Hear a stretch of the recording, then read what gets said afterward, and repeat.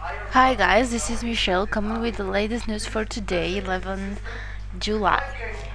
Today is a big day for US indices when the market is gonna open, especially Dow Jones. We're expecting it to go up. It reached a level that right now it should grow some more. Okay, also we have today the trade balance for Canadian and also USD, and these are big news, and we'll see the USD with the Canadian move a lot. Also, that it will impact the euro dollar, especially the dollar exactly, and that will have an influence on the gold as well.